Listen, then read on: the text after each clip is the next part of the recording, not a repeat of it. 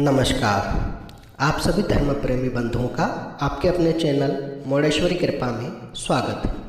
इस चैनल पर आपको पूजा पाठ संबंधी जानकारी प्रदान की जाएगी। सभी से सविनय निवेदन है, चैनल को सब्सक्राइब करें, शेयर अवश्य करें। वीडियो पसंद आने पर लाइक भी करें। आप कोई सलाह देना चाहते हैं अथवा आप कुछ जानना चाहते हैं तो आप कमेंट बॉक्स में कमेंट जरूर करें। जय मोडेश्वरी, बोल बम। बंधुओं, मेरे पास एक सज्जन का मैसेंजर पे कॉल आया था। वो जानना चाहते थे, उनसे संबंधित ही यह वीडियो है। वे समझ जाएंगे कि मैं किसकी बात कर रहा हूँ। मैं यहाँ उनका नाम लेना नहीं चाहता हूँ, पर वे जो जानना चाहते थे, ये कई लोगों की आशा अभिलाषा है कि वे भी इस बारे में और जानकारी प्राप्त करें। तो हम शुरू करते हैं आज का टॉपिक। आज का टॉपिक है कि कोई भी देवी या देवता जिसकी हम आराधना पूजा कर रहे हैं, हम चाहे घर में कर रहे हैं, चाहे बाहर जाके कर रहे हैं, या नाम जप के माध्यम से कर रहे हैं, चाहे हम अगरबत्ती धूप दीप आदि के माध्यम से कर रहे हैं, चाहे हम नैवेद्य के तौर पे कर रहे हैं, चाहे हम दान दक्षिणा आदि के माध्यम से भक्ति कर रहे हैं, चाहे हम भजन कीर्तन के माध्यम से कर रहे हैं, जिस भी माध्यम से हम जिस भी प्रकार भक्ति का हम अपना लेते हैं, हमारी समय हमारी सामर्थ्य के अनुसार हम भक्ति करते हैं, हम पूजा करते हैं। तो हम चाहते हैं कि हमारे इष्ट की, हमारे देवता की, हमारी देवी की, हम जिसकी भी आराधना कर रहे हैं वो सफल हो, उनका आशीर्वाद हमें प्राप्त हो और हम आराधना करते हैं। लेकिन प्रश्न ये उठता है कि हमें कैसे पता चलेगा कि उनकी कृपा हमें प्राप्त हो रही है। तो देखिए, जब आप घर में बैठे होते हैं या पूजा पाठ कर रहे होते हैं तो कई तरह के संकेत आपको मिलते हैं। और जैसे कि मैंने कहा, कई लोग मानसिक जप करते हैं, दान दक्षिणा आदि करते हैं, यानी कि वो प्रत्यक्ष रूप से किसी देवी देवता मूर्ति या सामग्री के सामने नहीं है, बस वे अपना कर्म कर रहे हैं, कर्म उनकी पूजा हो गया है। ठीक है, तो कर्म तो सभी तरह के होते हैं, चोरी भी एक कर्म है। पर यहाँ दान दक्षिणा आदि देना, यानी कि अपने स्वार्थ से हट करके अपनी कमाई में से कुछ हिस्सा किसी और को देना, निस्वार्थ भावना से देना, बिना किसी कामना के देना, सिर्फ ईश्वर भक्ति के लिए, ईश्वर प्राप्ति के लिए अगर वो ये सब कर रहे हैं, या अपने पितरों की शांति के लिए, या अपने कुल देवी देवताओं की आराधना भक्ति के लिए कर रहे हैं, वो किसी मूर्ति फोटो आदि के आगे प्रसाद न रखते हुए लोगों को दे रहे हैं, तो ये भी एक भक्ति है, तो यह भी एक कर्म है। इस तरीके के अगर वो कर्म कर रहे हैं तो फिर वो किस तरीके से उस संकेत को देखें। तो देखिए, ऐसा होता है कि आप जब इस तरीके के कर्म करते हैं तो आपके हृदय में एक असीम शांति का आपको अनुभव होता है। आपको अपने आप में अच्छा लगता है। अच्छा इसलिए नहीं लगता है कि देखो हमने दिया, अच्छा इसलिए लगता है कि ईश्वर ने हमको देने लायक बनाया, हमें सामर्थ्यवान बनाया।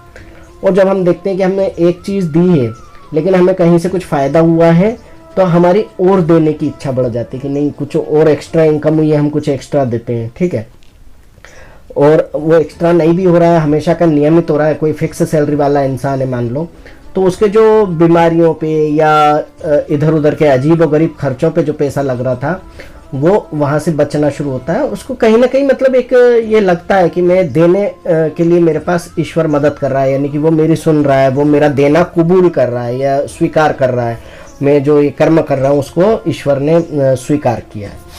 तो ये भी एक संकेत होता है।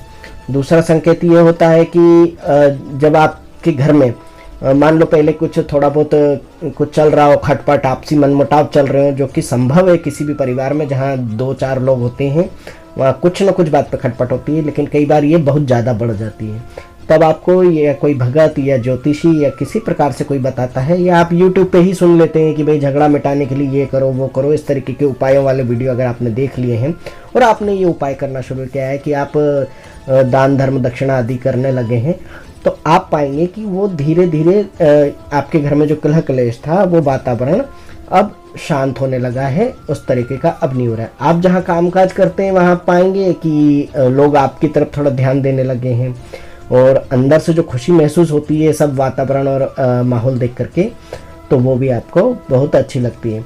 आप अगर किसी चीज़ में असफल हो रहे थे लगातार, तो धीरे धीरे अब वो उसका प्रतिशत घटने लगा है, आप सफलता का प्रतिशत थोड़ा थोड़ा बढ़ने लगा, तो भी आपको एक मन में प्रसन्नता सी होती है कि नहीं यार इतना तो हुआ है।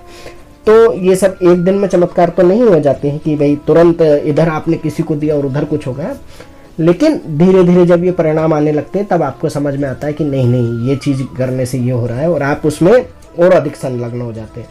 तो ये भी देवी या देवता की कृपा के संकेत होते हैं। अब जो लोग मंत्र जाप आदि करते हैं, चलते फिरते कर रहे हैं या कहीं और बैठ करके कर रहे हैं, तो उनको ऐसा होता है कि भाई उनकी कुछ कुछ वाक सिद्धि सी होने लगती है उनके, ठीक है। तो वो जो कह देते हैं कई बार दूसरे के हो जाता है, या इनके मुंह से कुछ गलत निकलने वाली बात कम हो जाती है, लोगों के लिए कुछ अच्छा बोलना शुरू करते हैं।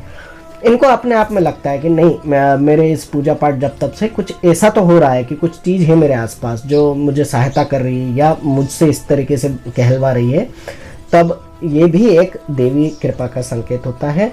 उन्हें स्वप्न में देवी देवताओं के दर्शन होने लगते हैं, दिन रात जिस मंत्र का उच्चारण कर रहे थे उसकी अनायास याद आने लगती है, ये भी देवी कृपा का एक संकेत है।